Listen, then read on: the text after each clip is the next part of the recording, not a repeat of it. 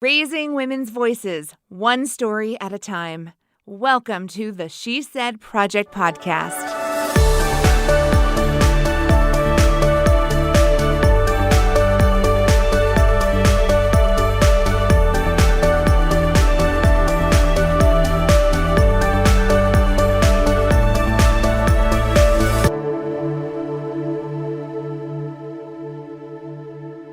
That's what she said.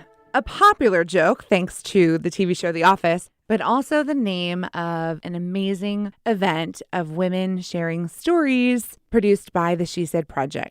You are listening to the She Said Project podcast, where we love to visit with the women who have shared those stories and raise each other up one more time. So I'm Jenette Jurczyk. I'm your host today.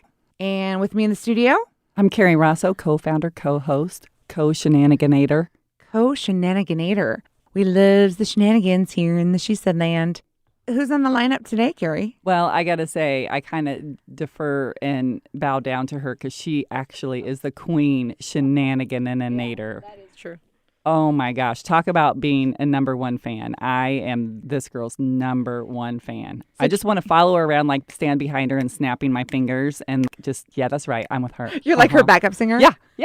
Mm-hmm. So when we started casting the 2022 show in Champaign, Illinois, you had one name. You're like, I don't care. This woman must be in the show. But you have a personal connection with her. She's a coach in our community. She works with your kiddos. It's a tangled web, especially given the content of her piece. So my daughters have her for a soccer coach, and that is near and dear to me because they have this woman, this amazing woman in their life who not only makes them feel, I was going to say 6 foot tall, but wait a minute, they are 6 foot tall, makes them feel 6'5", and she's like 4'5", and she is like 4'5" of awesome. And she makes my girls feel amazing, and she's somebody that my girls can look up to and that I'm happy about. Like, I'm so happy my girls have her in their life.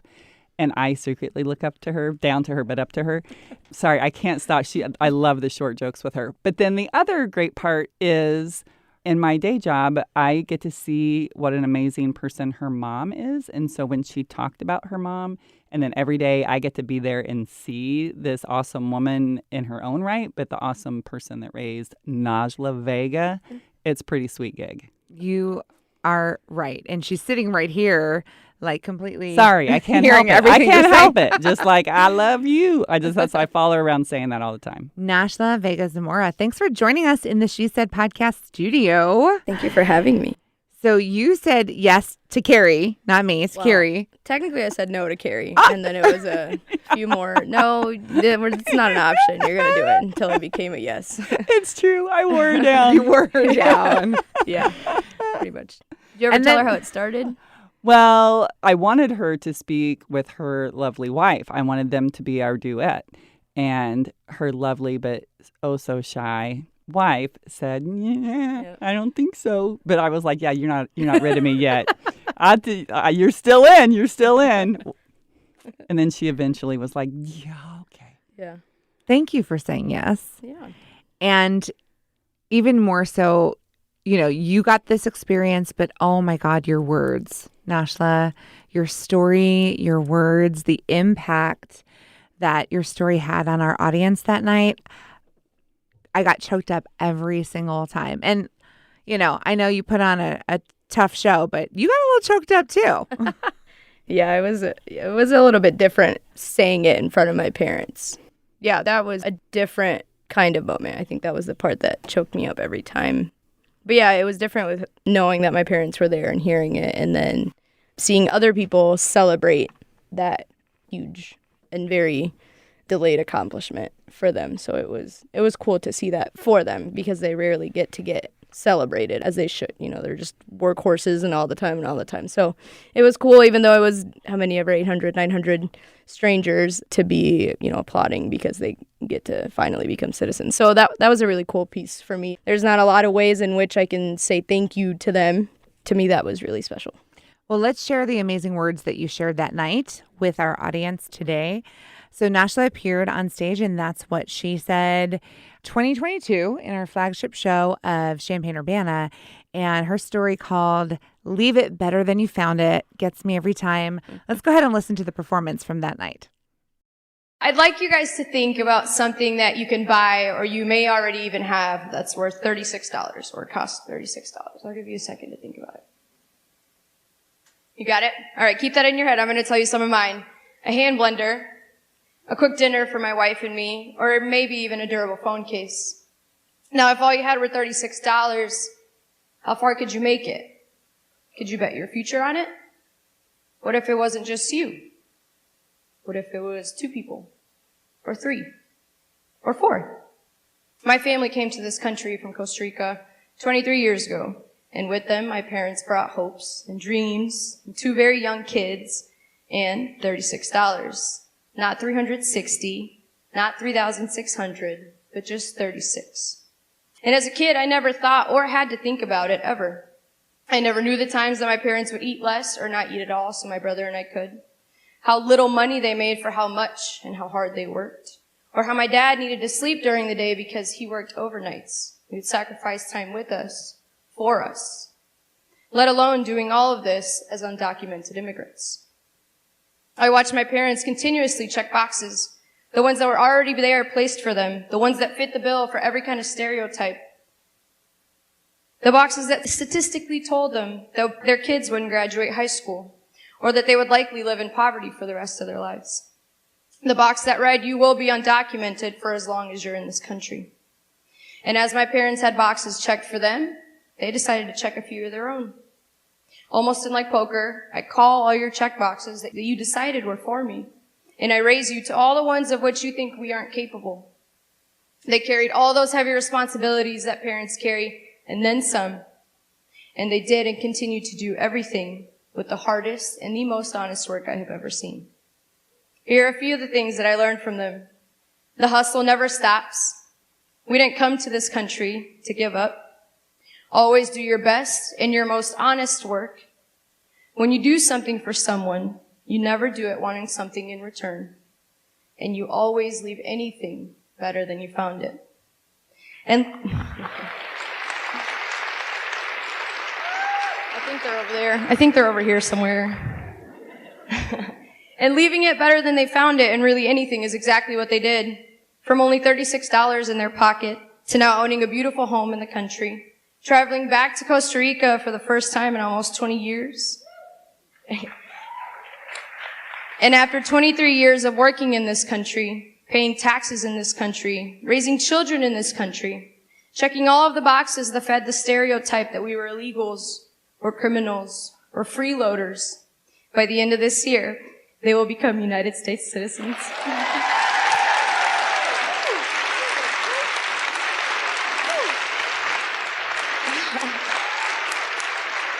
Again, I think they're over here somewhere, so if you want to harass them later, you're more than welcome to. That's right, Bernie, wherever she is. Now, this is what I know as a 29-year-old who still has to write stuff on her hand to really remember it. And who tried to steam her shirt while wearing it and got burnt. You can see the scars over here. Yeah, they look like permanent hickeys now. It's not nice. Meanwhile, my parents were just a few years older than I am now. They had 2 kids and they were making magic out of $36. But as I got older, I started to learn that there were boxes already there for me. And they always seemed to have a say in the things that I wanted to do for myself.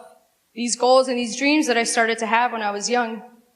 Like when I found out I wanted to teach Spanish and how I fell in love with that out of all things. But also when I found out I would not pass a basic background check for an education class. When I had soccer scholarships to 4-year universities after finishing my 2 years. But also when I couldn't accept any of those because of my documentation. When I got into one of my dream schools here in my backyard, U of I, only to find out they wanted to charge me international tuition, even though I had lived here since I was a kid. See, all these boxes had already been checked for me before I even got to prove myself. It didn't matter what I wanted to be, the sacrifice for my family, the hard work, or that I wanted to give back to my community. And I get it, resiliency and tenacity and this, but I'm tired. It's tiring knowing that I have more hoops to jump through for the same thing than the average person. It's tiring knowing that voting isn't an option for me, locally, statewide, or nationwide, even though it directly affects my community and me. It's tiring knowing that I have to be careful in other states where you can be detained for looking undocumented, or if you don't have all your paperwork on you. I came to have peace in knowing that all these boxes are always going to be checked for me. I can't make them go away. But here's what I decided to check for myself. Not only for me, but for those whose shoulders I stand on, and for those who will hopefully stand on mine one day. I am the first person in my immediate family to graduate from a 4-year college.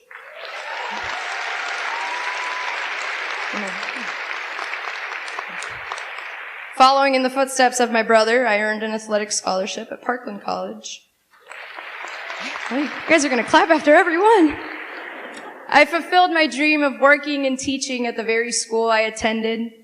I work daily with students who look like me and speak the same language as me, who face a lot of the very same obstacles I faced.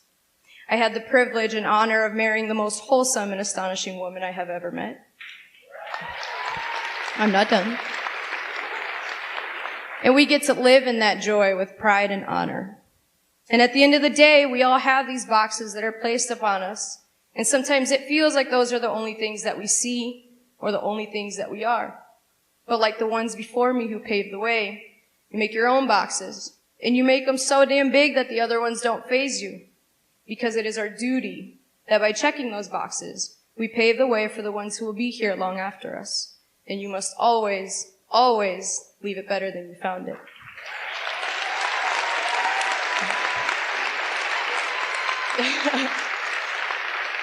I leave you with a Mexican proverb that says, "Trataron de enterrarnos, pero no sabían que éramos semillas." They tried to bury us, but they did not know we were seeds.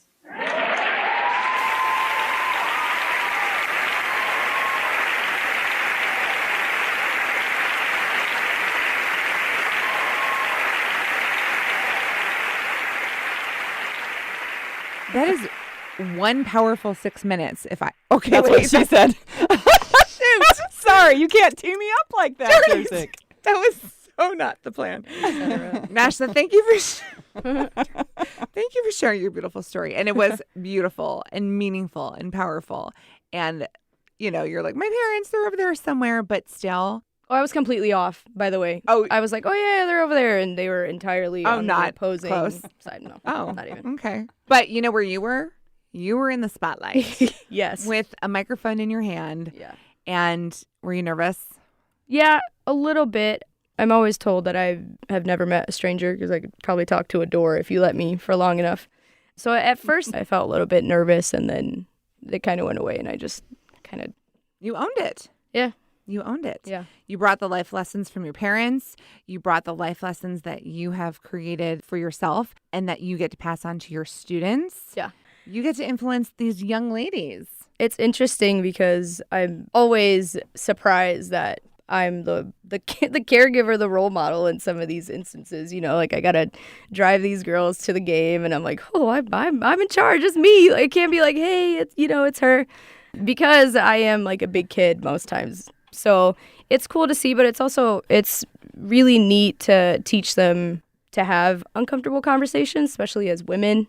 You're going to have them a lot. And so it's really fun for me to be able to kind of teach them that and, let them know that they're going to have to do it, whether it's in the workplace, whether it's in whatever it is, school setting, anything, they're going to have to find a way to speak up. So it's cool. I'm their everything. Whatever it is, hold their jewelry, wipe mud off cleats, whatever it may be, stretch them. Everything. Unlicensed therapist. I get the tears, I get the anger, but I'm also their biggest cheerleader. If you ever see me coaching, you can hear me from any point in the field. Doesn't matter where you are. Parking lot, doesn't matter where you are. You can hear me. So coaching is always fun. I'm very competitive. Sometimes for me, I get pretty mad, and they can tell I'm mad because I'm very competitive. And I'm like, I don't know what you guys got to think about, whatever it is. But yeah, so it's fun. Some girls are naturally like that, and some just need a little push. Teaching is hard. It's a lot of fun. I enjoy it a lot, but it is equally as hard. Many times throughout my day, I think of stuff that teachers told me or adults told me during that time, and I was like, whatever. And then, you never tell them 5, 6, how many ever years later, you're like, dang, you were right. So a lot of teaching, how do I say this?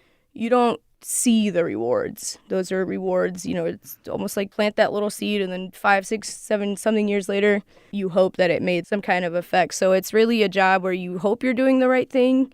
Sometimes you don't get told if you do the right thing. It just shows up in small ways, or you have 4 crappy days and 1 good day and you're like, oh, this is why I do what I do.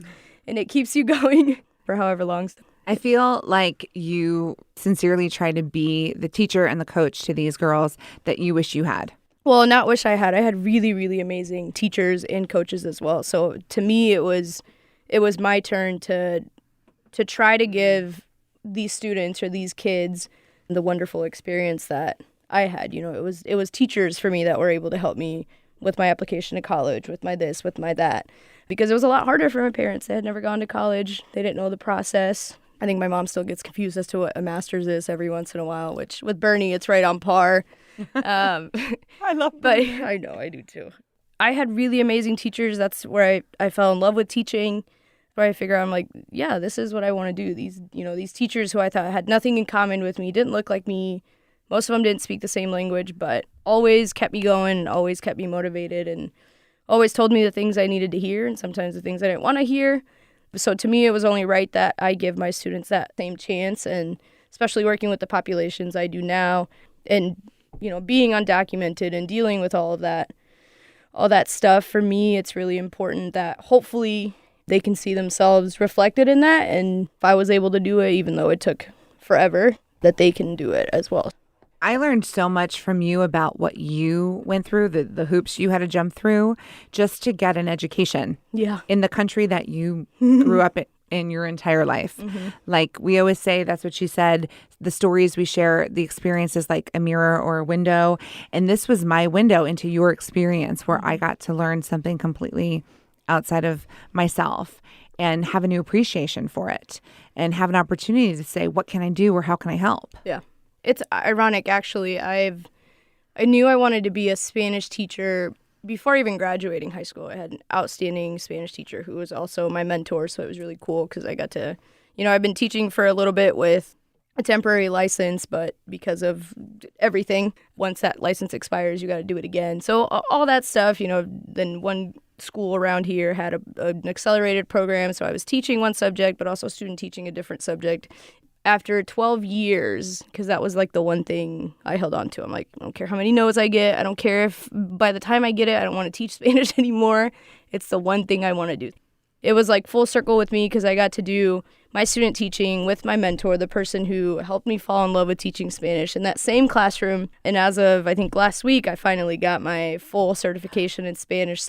It was a 12-year pain in the butt cycle, but it ended up really nicely, and I think I would do that program all over again, even though it was a pain, just to be able to do that with her, because that was one of my bucket lists. And I think it's very rare when people get to actively work side by side with the same person who helped them fall in love with the thing that they do, so to me, that was really special, as I think it was for her as well. And that's something that no matter what, I got to do it. So, Nashla, I am covered in chills and goosebumps. I'm just over here snapping. I'm telling you. Backup singer.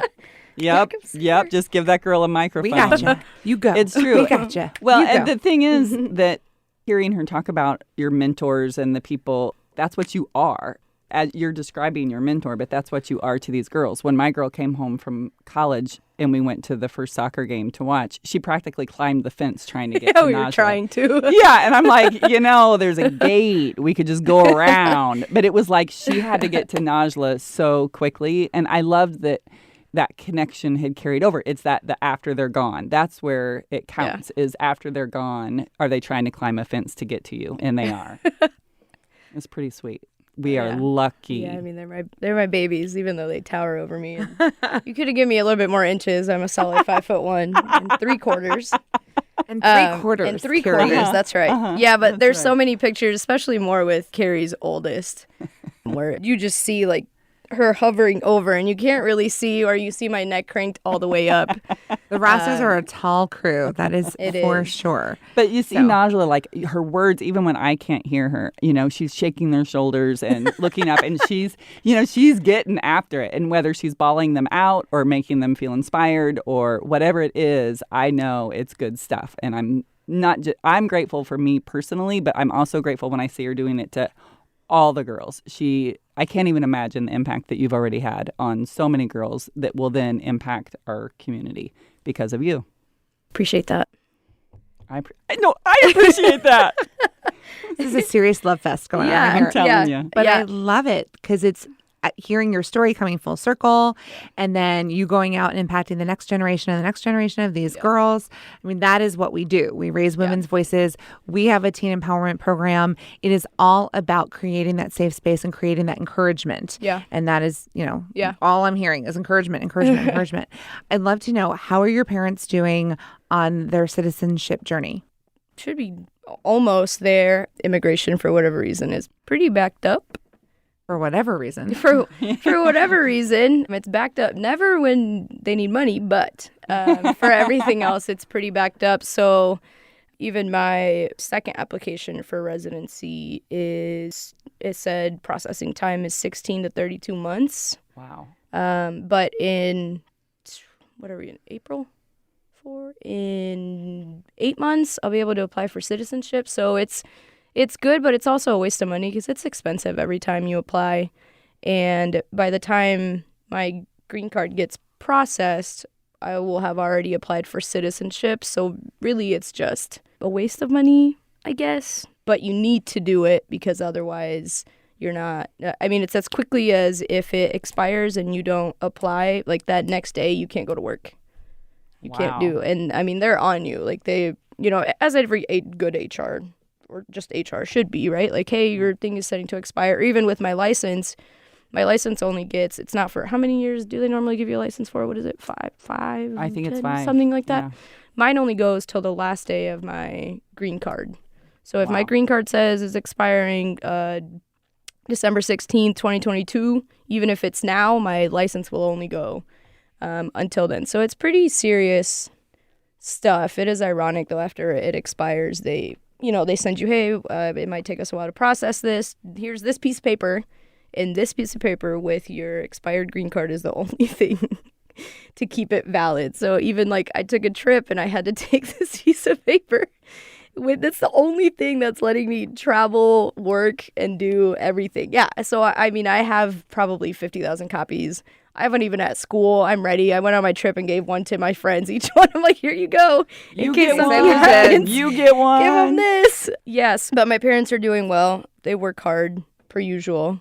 My mom works for a great family who also happened to go over, at Kerry's school, and they just recently had another baby. So it's a hoot. The kids she nannies, they call me Tia, which is aunt. That's all they know me by. So it's really funny because they are not these brown skin, brown hair, brown-eyed kids. They are Irish.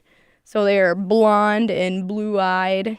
And to see them, how much they love Oh her. my gosh. They see her at the end of the hallway, and they're running, and the love fest is mutual. And seeing her send them off with big smooches every day, I just imagine that's how you're going to be. But I asked your mom after the show. Did you? Yeah, and what her feedback was, and she said, you never know. You go through parenting and you make all these decisions and you work so hard and you hope that you're doing the right thing and you hope that your kiddos know it. Yeah. And she said, and so now we know it was the right thing. And I was like, man, I can't believe there would ever be a doubt after everything that I know about your family. But she's just amazing. Yeah. It's hard to see it that way. Like I've come to realize, later as I've gotten out of college and done more adult things, that it's harder for me to celebrate my quote-unquote accomplishments because they are so tied to my struggle.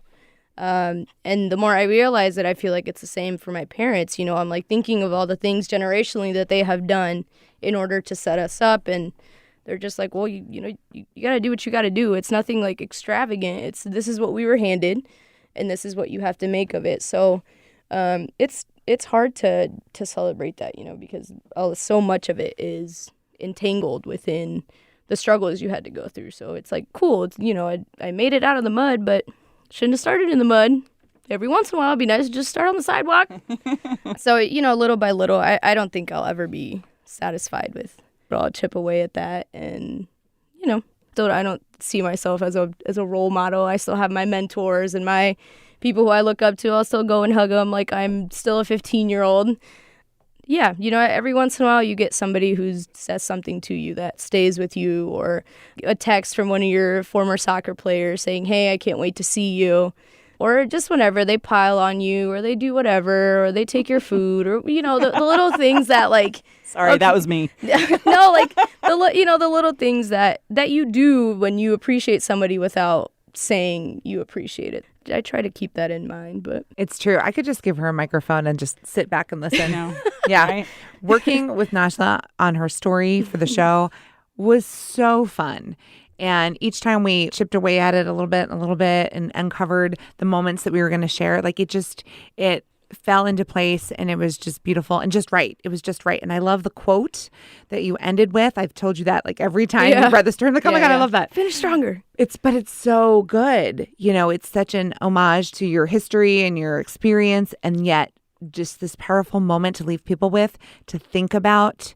They did not know we were scenes. Take it home, Nashla. Well, I take it home. I take it everywhere. It's tattooed on me, so it's fun. Read it. Read it? It's only the Read second your part. arm. It's only the second part. No, it says say the whole thing for us. the whole without The whole thing. Okay. It says trataron de enterrarnos, pero no sabían que éramos semillas. And so I tied my little seed route all the way to Costa Rica, because I also have a map.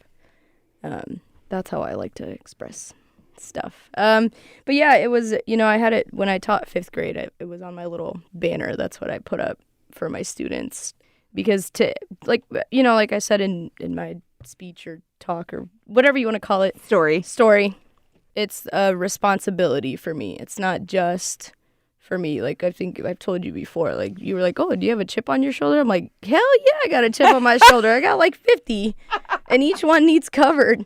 So yeah, like, it is that hard-headed that I need to do it, because it's not just for me. Yeah. And it was cool. We just had honors day at our high school, so that's where seniors get recognized. We had, I think it was like the Spanish Excellence Award or something. I think for the first time in a while they had 2 Latinas who also, it felt like very much so the feelings that I had before. So now to see it, and then to be able for me to go up to them and be like, hey, this is cool. I'm proud of you. Like, this, this is the same kind of stuff I felt. That was really neat for me, because I didn't have that. I had a lot of teachers who were there, and I had a lot of teachers who supported me, but I never had a lot of teachers, or really any, who went through the same things or were dealing with the same things that I had to. So that was really cool. They got thanked by a bunch of people, but for me, it was really special to be able to tell them in person, like, yeah, you can do it. It's attainable. It sucks. It's hard, but, you can get there eventually. What was your wife's reaction? She was in the audience instead of being on the stage with you. Yeah. I'm dying to know what she thought of you that night. She was very proud of me. She is, I think of how big of a cheerleader I am for the girls, but she is by far my biggest cheerleader. She. Wait, what? Besides Kerry Rossow, What? You've been replaced. Okay, I'm second. They hold it together. She also tells me a lot of the things that I sometimes am not ready to hear, or in terms of how people may see me or see that, the things that I have done or accomplished, or whatever you want to say it. She was very proud of me, and it was cool, because she told me she was proud of me not only as my spouse, but just as a person. So I admire her a lot. So to me, it was special to hear that. It was cool. It was cool. I enjoy listening to her a lot. She puts up with me all the time and listens to my rants and everything I do. Y'all are the cutest couple ever. Najla will be going, and to see her just like listening and smiling and nodding while you're talking about whatever passionate thing, it's very sweet. I apologize to her all the time. I was like, sorry, I just needed to get it out of my head. And she's like, no, it's okay. She just beams. It's really great to watch. She's cool. I know this is a cheesy way to end this, but I keep thinking, here on the podcast, our goal is to share these stories with a broader audience. Mm-hmm. More women, more girls get to hear these experiences and realize that there's someone that they can learn from, or that they can feel, connected to. If there were other girls out there listening right now, what would you tell them?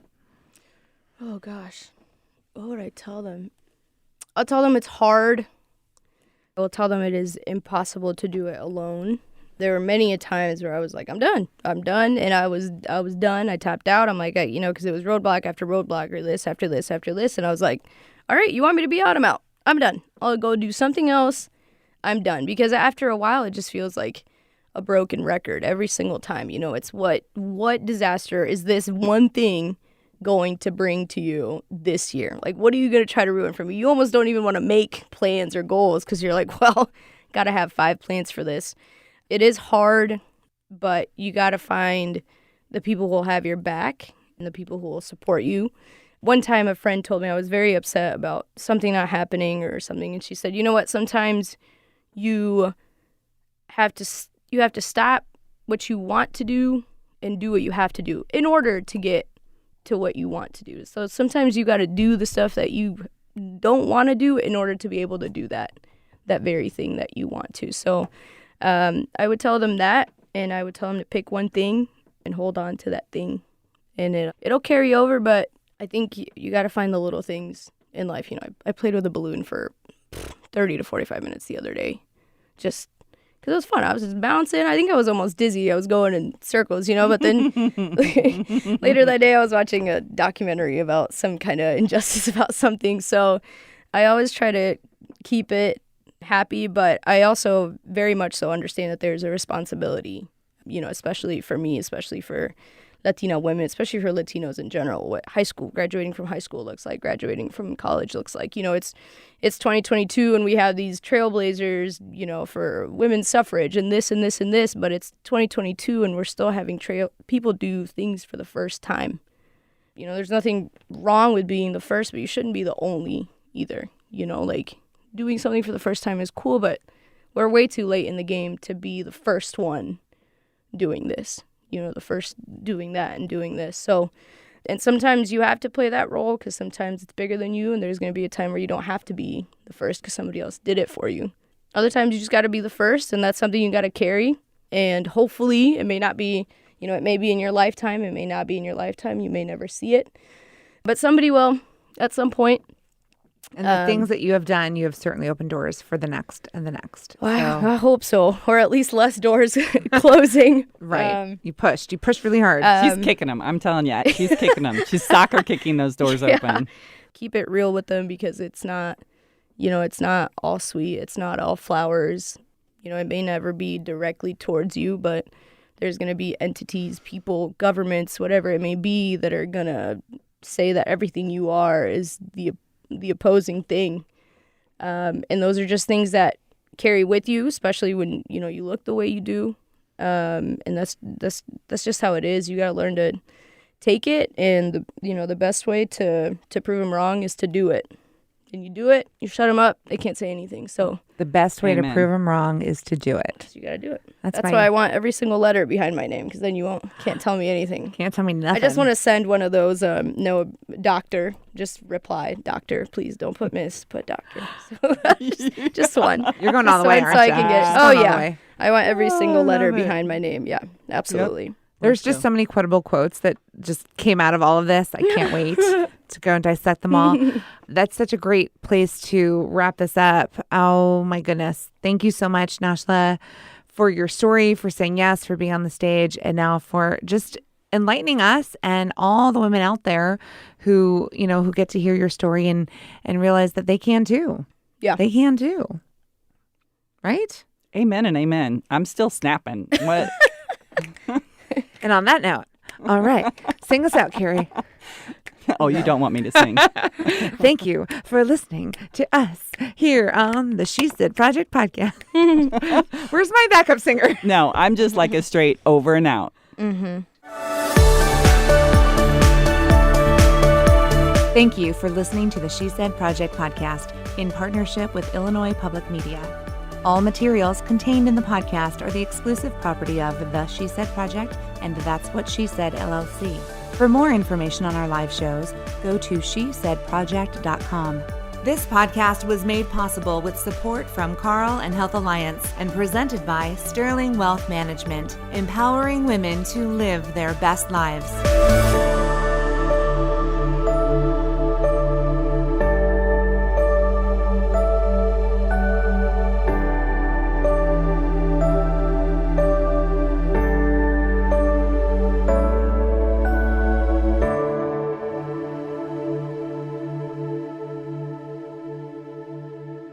Over and out. Over and out.